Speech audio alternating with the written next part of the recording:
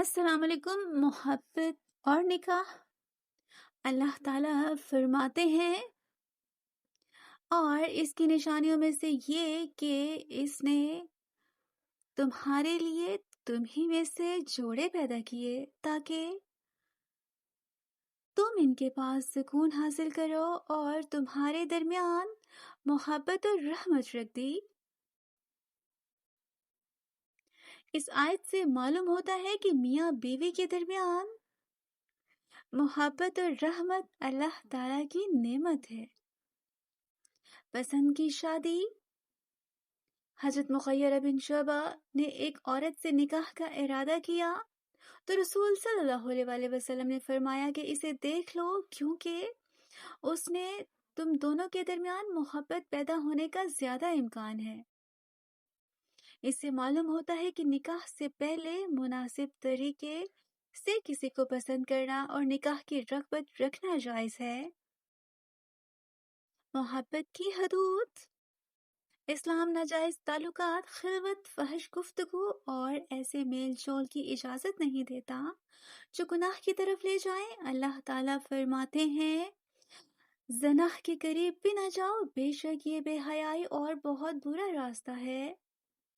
لہٰذا اگر کسی لڑکے اور لڑکی میں پسند پیدا ہو جائے تو بہترین راستہ نکاح ہے، نہ کہ خفیہ ناجائز تعلق کو جاری رکھنا۔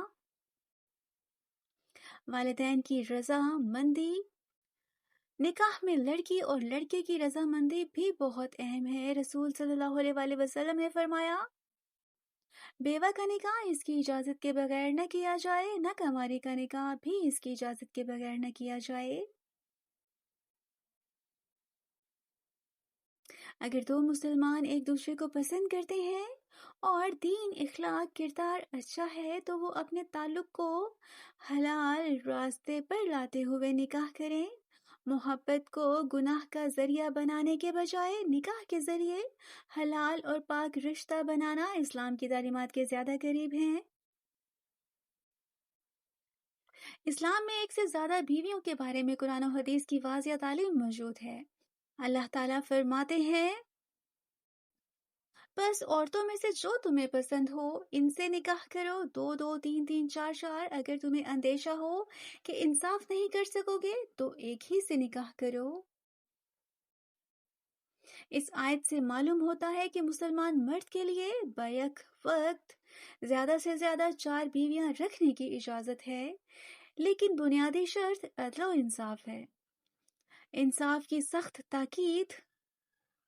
اللہ تعالیٰ فرماتے ہیں، اور تم ہرگز عورتوں کے درمیان مکمل برابری نہ کر سکو گے، خواہ تم کتنے ہی کوشش کرو تو ایک طرف بالکل نہ جھک جانا کہ دوسری کو لڑکی ہی چھوڑ دو۔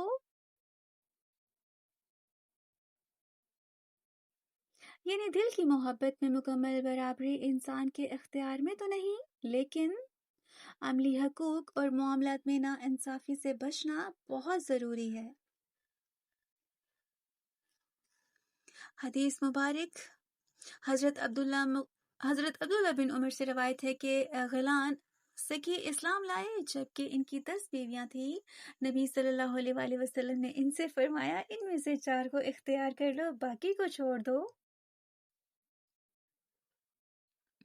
اس سے معلوم ہوتا ہے کہ اسلام میں ایک وقت میں 4 سے زیادہ بیویاں رکھنا جائز نہیں۔ اہم بات، ایک سے زیادہ شادی فرض نہیں بلکہ اجازت ہے۔ قرآن نے اجازت کو عدل کی شرط کے ساتھ بیان کیا۔ اگر کسی شخص کو خوف ہو کہ وہ بیویوں کے حقوق ادا نہیں کر سکے گا تو قرآن کی ہدایت ہے، تو ایک ہی سے نکاح کرو۔ اس لیے ایک سے زیادہ نکاح کا معاملہ صرف خواہش کا نہیں بلکہ ذمہ داری، عدل، نان نفقہ اور حقوق کی ادائیگی کا معاملہ ہے۔